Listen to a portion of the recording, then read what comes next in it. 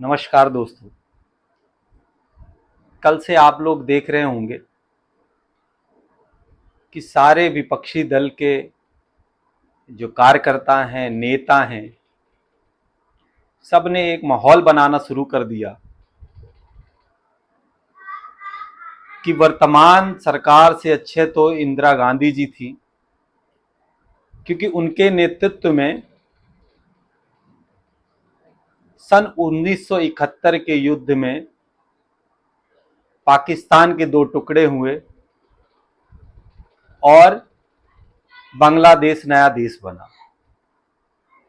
ये बात तो सच है कि जब 1971 का युद्ध हुआ तो पाकिस्तान के दो टुकड़े हुए, उसमें से एक बांग्लादेश बना। बट इसकी असलियत ये है कि जब 1971 अप्रैल का महीना इंदिरा जी ने उस समय के सेना प्रमुख सैम मानेकशॉ को बुलाया और कहा कि हमें पाकिस्तान पर हमला करना है, तो सैम मानेकशॉ ने मना कर दिया कि हम अभी हमला नहीं करेंगे और चले गए। उसके कुछ दिनों बाद फिर इंदिरा जी ने सैम मानेकशॉ से बोला कि हमें पाकिस्तान के ऊपर हमला करना है। फिर मानेकशॉ ने इंदिरा जी को मना कर दिया और ये भी कह दिया कि भैया हम अभी सेना हमला नहीं कर सकती। इंदिरा जी ने पूछा क्यों नहीं कर सकती? बोला जब सेना को लगेगा तब हमला करेंगे, हम अभी हमला नहीं कर सकते, चाहे आप मेरा इस्तीफा ले लो। और साथियों, 6 महीने बाद 1971 के दिसंबर में भारतीय सेना ने पाकिस्तान पर हमला किया और भारतीय सेना के नेतृत्व में पाकिस्तान के दो टुकड़े हुए और 1971 में भारत की सेना लाहौर तक पहुंच गई और 90,000 सैनिकों ने आत्मसमर्पण कर दिया भारत की सेना के आगे।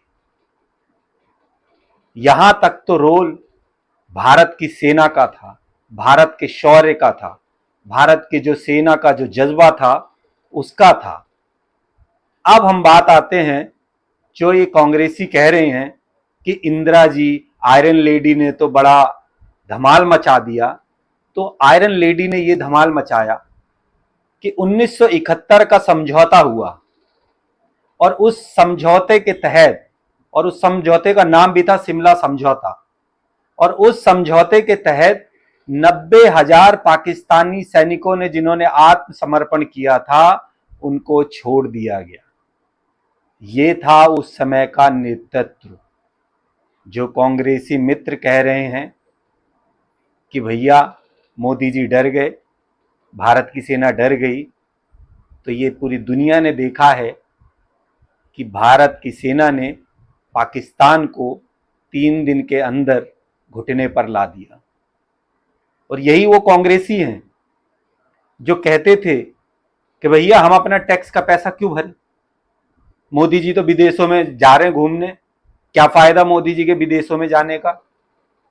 लेकिन यही भारत सरकार और नरेंद्र मोदी जी के नेतृत्व में चाहे S-400 हो, चाहे राफेल हो, और इसी राफेल का मजाक उड़ाते थे यही कांग्रेसी।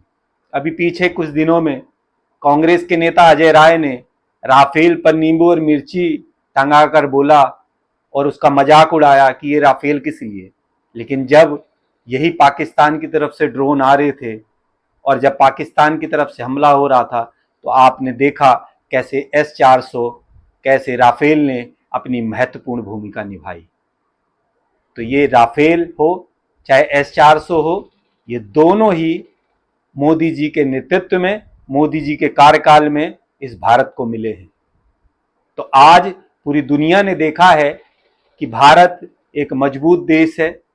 भारत की सेना, चाहे वायुसेना हो चाहे थल सेना हो, उन्होंने अपना लोहा पूरी दुनिया में मनवाया है। इसलिए मेरा सबसे अनुरोध है कि सेना का आप मनोबल बढ़ाएं।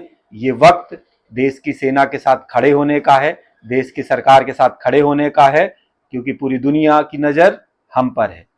जय हिंद।